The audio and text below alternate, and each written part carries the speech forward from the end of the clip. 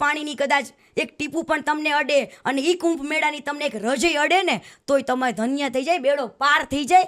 એ માટે કીર્તિ પટેલ ત્યાં ગઈ હતી. હું મારા પાપ ધોવા માટે નથી ગઈ. પાપ તો કોઈના બાપનું ત્યાં ન ધોવાય. કીર્તિ પટેલ જો કદાચ લગ્ન નહીં કરે તો સાધ્વી બનશે ખરી? ઘણો બધો વિચાર છે, પણ હું મારી લાઈફની અંદર એવી રીતના મારે કોઈ એવું નથી જોઈતું. અને મારા પપ્પા એવું કે સંસારમાં રહીને પણ તમે ભગવાનને ભજી શકો. આજે હું એ જીવનમાં જઈને પછી મારાથી એવી કઈ ભૂલ થઈ જાય એવું નથી ઈચ્છતી. ઓકે. મારા સનાતન ધર્મને છાટા ઉડે ને, હા કદાચ હું બધી રીતના મેન્ટલી રીતે પ્રિપેર થઈ જાઉં ને ના અંદરથી મને એવું થઈ જ જાય તો અવશ્ય હું થઈ જઈશ. હું થઈ પણ જાઉં.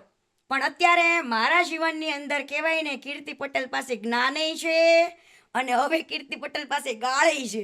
હવે કોઈને તમારે નક્કી કરવાનું છે કીર્તિ પટેલ પાસે જ્ઞાન લેવું કે ગાળો ખાય.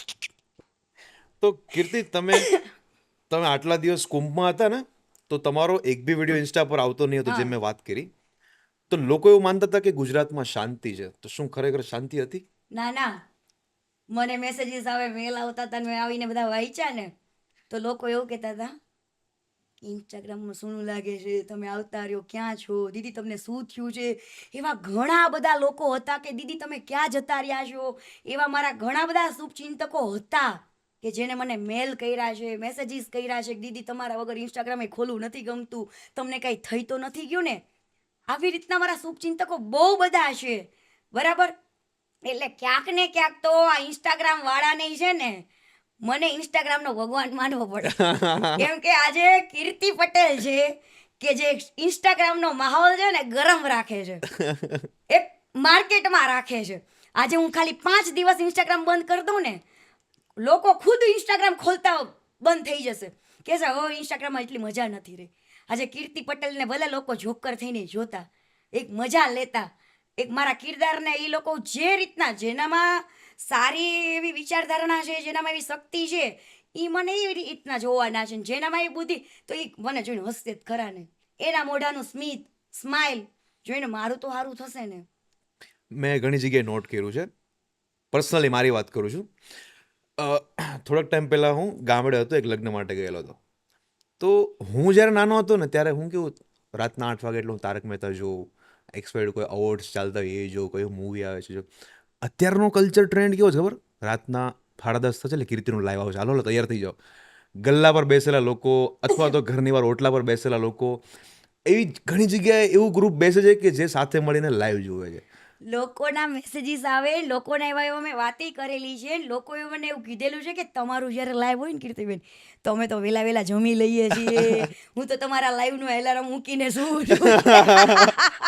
એટલે બરાબર તમારો લાઈવ હોય ત્યારે મારું આખું ફેમિલી વહેલા જમી લે કે હાલો આજ કીર્તિ પટેલનું લાઈવ છે, બાકી બેસવાનું છે જોવાનું. એલાર્મ મૂકે આપણે એમ કે ભાઈ છે લોકોને ક્રેઝ છે જોવાનો. ભલે ડબલ થિંકિંગ વાળા લોકો જોતા હશે, હેટર્સ, લવર્સ બધા, પણ જોવાનું લોકોને ગમે તો છે ને, 100%. એ મહત્વનું છે. તારું લાઈવ જે જોવે છે, લાઈવ જોઈને બહુ ખુશ થાય છે, તને સપોર્ટ કરે છે, તને જે પસંદ કરે છે, એ લોકોને 2 પ્રેમના શબ્દ કહેવાય તો તું શું કહીશ એ લોકોને? જે મને પસંદ કરતા હોય એના માટે. જો લોકો છે ને કોમેન્ટો કદાચ ખરાબ આવશે ને તો ડિલેટ કરી દેશે, કોમેન્ટો બંધ કરી દેશે, બધું જ. પણ મારા થિંકિંગ મુજબ હું કઈ મેન્ટાલિટી જોઉં કે મને લાઈક કેટલી એવી છે. આજે મારા વિડીયોની અંદર 25,000 લાઈક હોય ને તો કદાચ ખરાબ કોમેન્ટ કેટલી હશે? 50, બહુમાં બહુ 50 કે 100 કોમેન્ટ. તો એ 100 જણા માટે થઈને હું શું કામ ખરાબ વિચારું? કેમ કે તમારે કોઈને લાઈક દેવી ને, તમે વિડીયો જ્યારે જોતા હોય, રીલ્સ સ્ક્રોલ કરતા હોય, જોતા જતા હોય, તમને બહુ જ અંદરથી ગમશે ને તો તમે લાઈક દબાવશો, રાઈટ? 100%. બહુ જ ગમે, દિલને હાર્ટ ટચિંગ વિડીયો હોય તો જ તમે લાઈક આપો છો. બધા જ વિડીયોને તો કોઈ જ નથી આપતું. એવી રીતના તમને લોકોએ જેને લાઈક દબાવી છે, તમારા વિડીયોને પસંદ કર્યો છે, એ જ બહુ મોટી વાત છે. એટલે જે મને દિલથી માને છે ને એવા લોકો બહુ ઝાઝા છે અને એને મારા એના માટે કોઈ શબ્દ જ નથી, કેમ કે એ મારું ફેમિલી છે. યસ. બરાબર, એટલા માટે જ હું એ લોકો સામે ટ્રાન્સપરન્ટ જીવન જીવું છું. હું જેવી છું એવી જ એમને દેખાડવા માંગુ છું.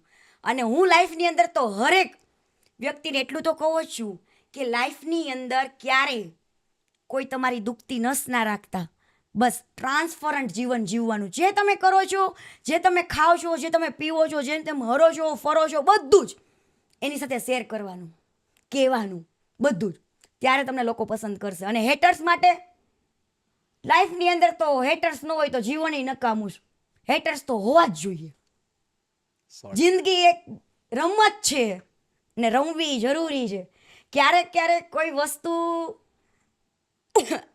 લોકો છે ને કોઈક રમત હોય એની અંદર જીતના નારા વધારે લગાવતી હોય, એટલે ક્યારેક ક્યારેક જીતવા કરતા હારવાની મજા પણ અલગ છે.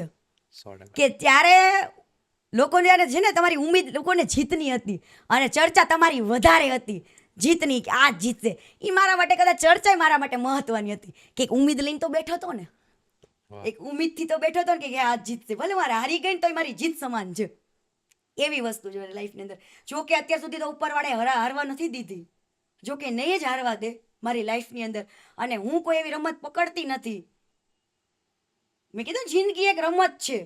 હું કોઈ એવી રમત પકડતી નથી કે મારા મા બાપને, મારા સમાજને, મને જે માને છે એવા લોકોને ક્યારે નીચું જોવું પડે. બરાબર, એટલે હું જે કંઈ પણ બોલીશ એ 17 વાર 100 વાર વિચારીને બોલીશ. મારી પાસે પ્રૂફ પુરાવા હશે તો જ હું બોલીશ, નહીં તો હાલતા માણસને મારે શું નામ લેવું હોય એવા કોઈ ભગવાન જેવો વ્યક્તિ હોય, નામચીન વ્યક્તિ હોય, એવો મરદ માણા હોય, એવા વ્યક્તિને કીર્તિ બોલે તો શું કીર્તિ પટેલને કંઈ ડર નહીં હોય? બરોબર. હોય ને, ડર બધાને હોય. પણ તમારી પાસે જ્યાં સુધી સચ્ચાઈ હોય, પ્રૂફ હોય, તો ડર કોના? બરોબર છે. સામે ભલે ને ગમે તે હોય. પછી કીર્તિ પટેલ કંટ્રોવર્સીમાં કેટલું માને છે?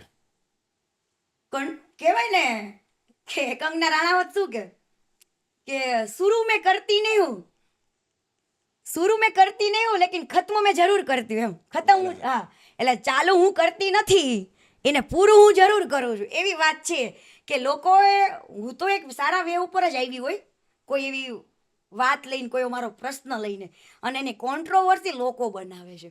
આજે લોકો એવું વિચારતા નથી કે કીર્તિ એક વાત લઈને આવી છે, એક પ્રશ્ન મૂક્યો છે માર્કેટમાં, તો આ છોકરીમાં એવી હિંમત છે બોલવાની, તો આને આપણે શાંતિથી સાંભળી. કદાચ હું ખોટી પડું, મને પછી ખોટી પડ્યા પછી તમે મને કહો, પણ જ્યાં સુધી હું લડું છું ત્યાં સુધી તો મને નિહાળો. શું કામ? સાચું બોલવા વાળી વ્યક્તિ જે બોલી શકે છે ને તમે પાડવાની કોશિશ કરો છો. એવા વ્યક્તિ 100 માંથી એક જ હોય કે જે મોઢે બોલી શકે.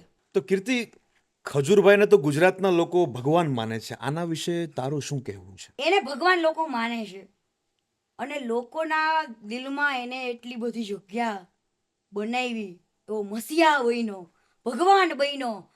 તો એવા ભગવાન મસીહાનું નામ લેતા પહેલા કીર્તિ પટેલે 1000 વાર વિચાર કર્યો હશે કે નહીં કર્યો હોય? ઓબ્વિયસલી કર્યો હશે. કર્યો જ હશે ને. તો શું કીર્તિ પટેલ એવી ગાંડી છે કે હું એટલી લોકશાણા વાળા વ્યક્તિ માટે થઈને હું એક પ્રશ્ન લઈને માર્કેટમાં બેસું?